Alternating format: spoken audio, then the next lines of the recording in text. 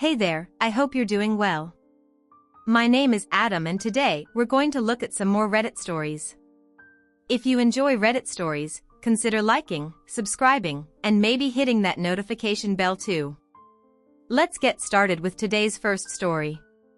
Much love, everyone.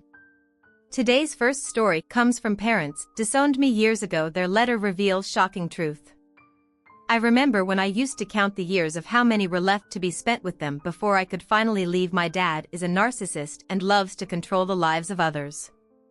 My mom, on the other hand, says, and does whatever my dad asks her to. It feels like my dad has diminished her personal opinion over the years they've spent together. I was 14 years old when my dad suspected that I was dating a guy from my school, and he literally threatened that he would kill me.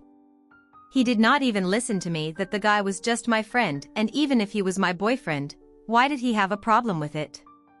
My mom came to my room and told me that I was too young for things like that and she never thought that I would grow up to be a. I could not believe my ears. That was the time I had decided that I was going to leave the house as soon as I turned 18, as that was more than enough. My dad used to control everything in the house, and if we had to go out or were invited to a party, it depended on him if he would allow us to go or not. This made our life a living hell, and all we thought about was leaving that place. I was in high school when I was hired at a superstore nearby and started to earn money. My dad would take every penny I had earned and would tell me that I was staying at his place. I had to contribute to the expenses. I told him several times that I would complain to the police, to which he would reply that he would then kick me out the same day and I would end up on the streets.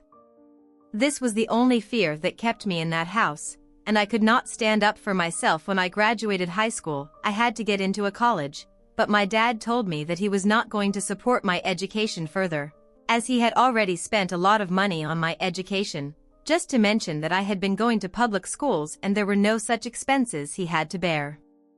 I was, of course, not able to take admission to college that year, but that year turned out to be the best of my life. I got hired as a waitress in a 5-star restaurant and started earning well.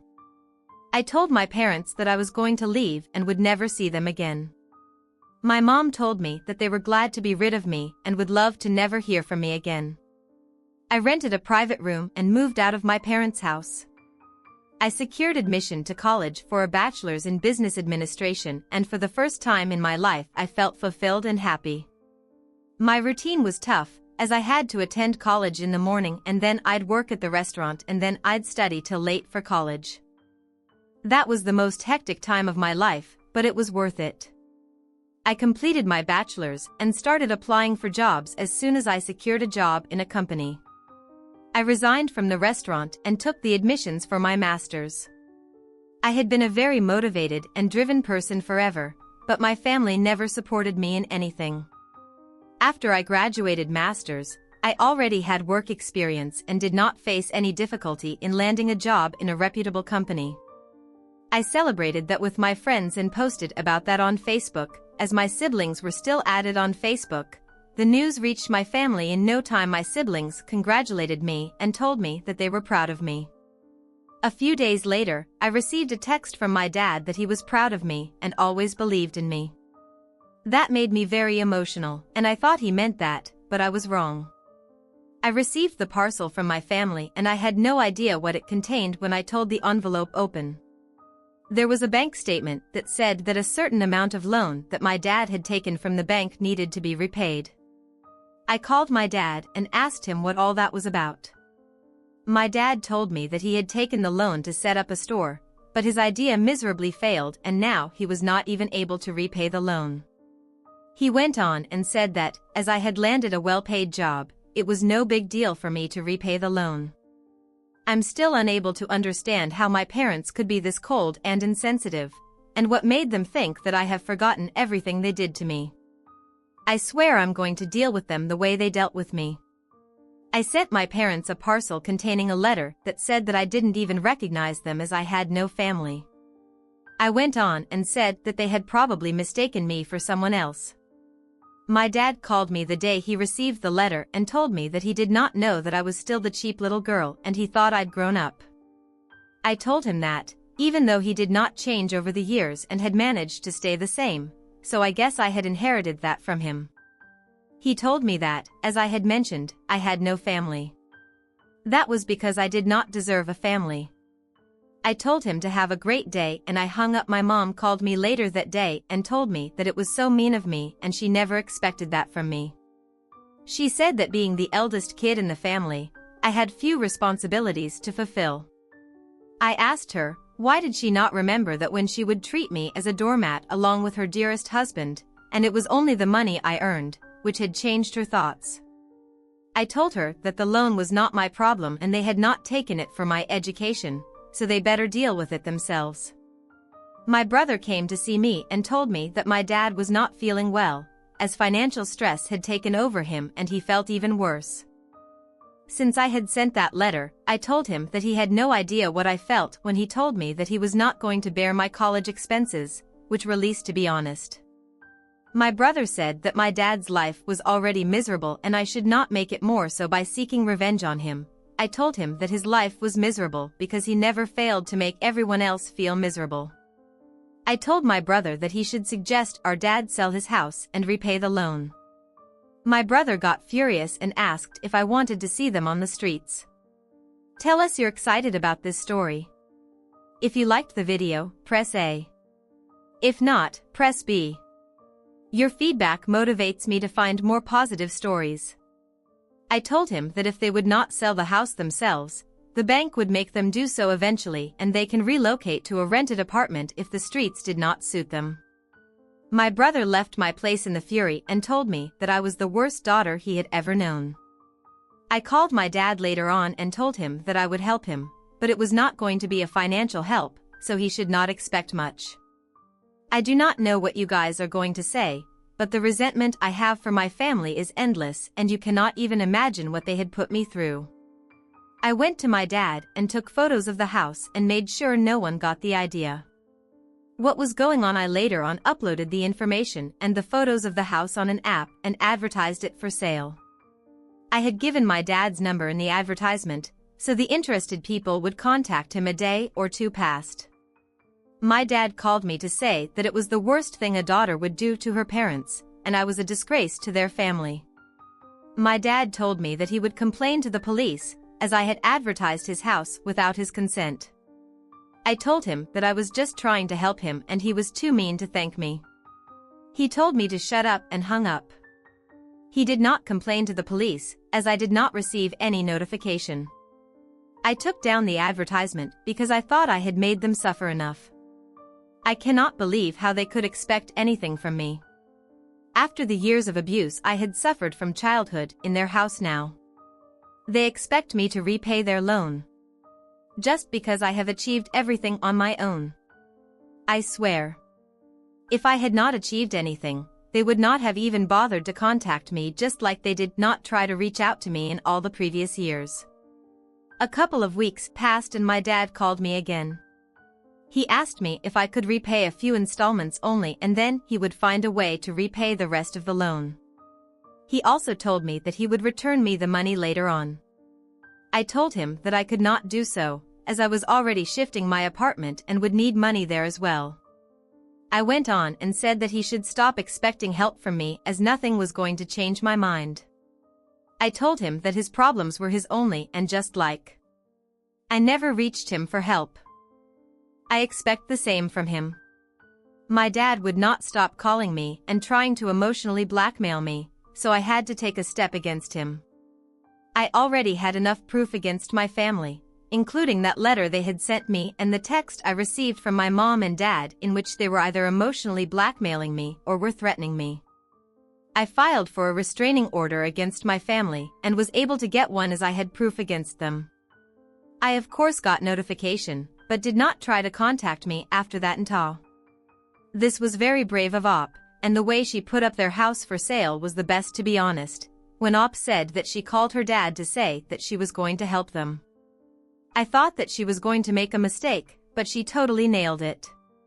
It was not at all harsh and her family deserved to be served that way as they had mistreated Opie for so long. The boss of Aholi's here was the dad, and other Aholis under him were Opie's mom and Opie's brother. I mean, from where did the Opie's dad get the guts to ask her for help when he had pushed her on the streets? I can understand the struggle Opie had gone through when she had to leave her house and was on her own for years, and when she finally established her family, looked up to her for help and talked about responsibilities. Sick people. Next story. My husband, 42, and I, 37, have our 10-year-old wedding anniversary coming up soon.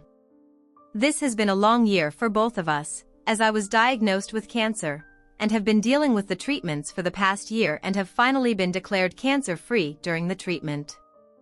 My husband has been amazing and has used almost all of his vacation time to make sure that I was being taken care of. Of course, this meant that he doesn't have any time to take a week off for our upcoming 10-year anniversary to go do something fun. I have, of course, still wanted to celebrate being cancer-free, so I booked a tropical getaway trip with one of my best friends, so I could get away and celebrate due to the scheduling of my friend. The only time that worked best for her was during the same time that my wedding anniversary falls on. I figured this would be fine, since my husband couldn't take any time off to go anywhere. Anyway, I told my husband that I was taking the trip after everything had been booked, and he ended up getting very upset, and he said that taking the trip on our anniversary date and not discussing any of the plans with him prior to booking everything made him feel like he didn't matter. Of course, this is not true. I still love him, but I really wanted to get away and have some time to have fun again. I told him that once he has some vacation time saved again, that he can book us a trip and we could enjoy some tropical time together. Then I really didn't want him to feel like he wasn't allowed to do anything fun. Ida for planning a trip with my friend on my wedding anniversary date and not informing my husband until after everything was booked. I understand from the comments, so I was being insensitive.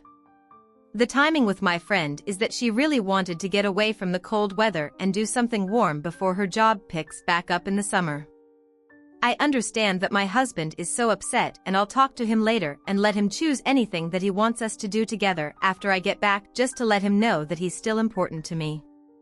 I had to take some time to reflect on the messages and replies that I got. Some were very hurtful, which is fair to answer a few questions brought up. I do have a job and was able to work reduced hours while using my sick days for appointments and the surgery recovery. My husband's work would not allow him to use his sick time for this, so he had to use his vacation days. The cancer I had, thankfully, wasn't as severe as some people's family members here, but it still took many appointments, a surgery to remove most of it plus lymph nodes, and then the resulting radiation therapy and follow-up appointments.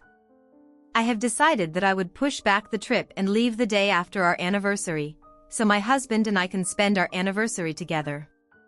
I did apologize to my husband for booking the trip without talking about it with him.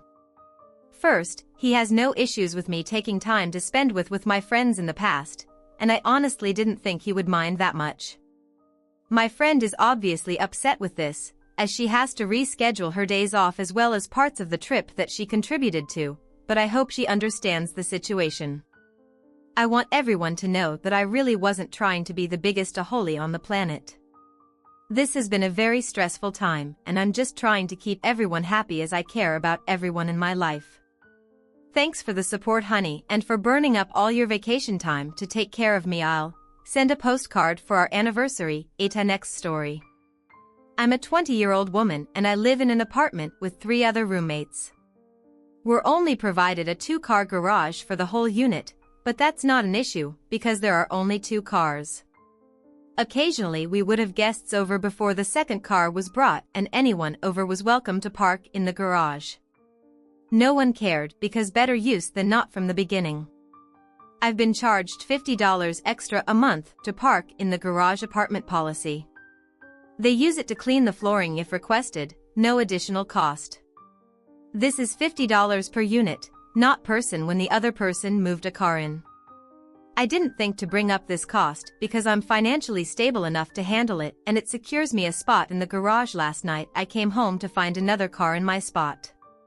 I was told that they had guests over while I was out for the week, but I was told that they would park in the street or be gone before I came back. I came back relatively late and felt rude to bother them about moving their car.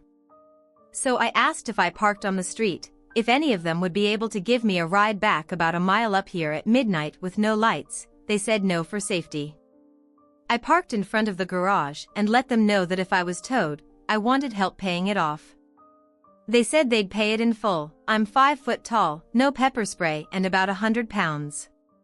So I could in no way fight someone off. I woke up to my car towed and let the roommates know. When I called the company, they told me the bill would come out to about $500 in total. It would cost me about $700, given the hourly rate and time it would take to get there. They said no and lied that I never even asked. I have text messages. I said whatever and paid for my cards inside the money on hand. Payment for renting is coming around at mid-month mark and I have no intention of paying rent. My rent in total is also about $700. I have the money on hand, but still I talked to my landlord and he said so long as it's covered by anyone. It is all right, we're a unit and not individuals. If one person doesn't pay, everyone is in trouble. I sent that to the chat and gave them a week. They tried to bargain with half, but I mentioned I have paid $500 in total, while living here, for the garage and the fees, and said that I would pay $200 if they did the rest, and they said no. I also pointed out that the other person doesn't pay to use the garage and also could have moved, but they said they pay rent in general. So that's enough. I feel bad, but financially, I would be on a tight budget. No gas, no food, no tuition payment, kind Ida for refusing ta. If you let them slide, you're robbing yourself of other things. This money could go to future investments, buying a house one day, hobbies, new computer, etc. The moment they said no to picking you up down the road is the moment that they lost any empathy from me. I would have said all right, then you guys need to move the car. Don't add emotion into it, especially guilt. They're wrong. They've been wrong. All along you're too nice, but you also did your part in trying to communicate a solution from now on.